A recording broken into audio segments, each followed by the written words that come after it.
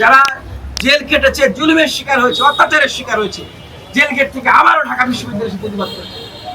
হামলার শিকার হয়ে হাসপাতাল থেকে আবার এসে ঢাকা বিশ্ববিদ্যালয়ে প্রতিবাদ করেছে।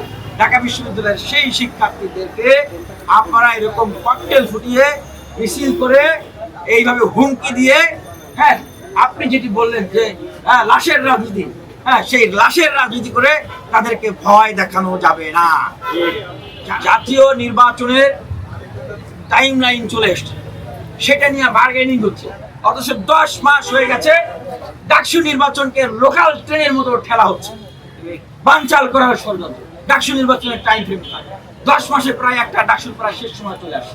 আপনি যে প্রশ্নটি করেছেন যে আজকের সিন্ডিকেট মিটিং থেকে আমরা কি সিদ্ধান্ত প্রত্যাশা করি, আমরা সুস্পষ্টভাবে এই মিডিয়ার ভাইদের মাধ্যমে সিন্ডিকেটের যারা সদস্য রয়েছেন, বিশ্ববিদ্যালয়ের মাননীয় ভিসি মহোদয় সহ যারা রয়েছেন তাদের উদ্দেশ্যে বলতে চাই, আমরা সুস্পষ্টভাবে আজকে 2টা সিদ্ধান্ত আপনাদের কাছ থেকে চাই।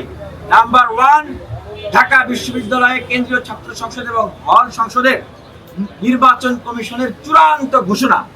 নাম্বার 2, কোন মাসের কোন তারিখের ভিতরে ছাত্র সংসদ নির্বাচন অনুষ্ঠানের কার্যক্রমকে সম্পন্ন করা হবে, সেইটার একদম সুস্পষ্ট মাস এবং তারিখ ঘোষণা আজকে করতে হবে।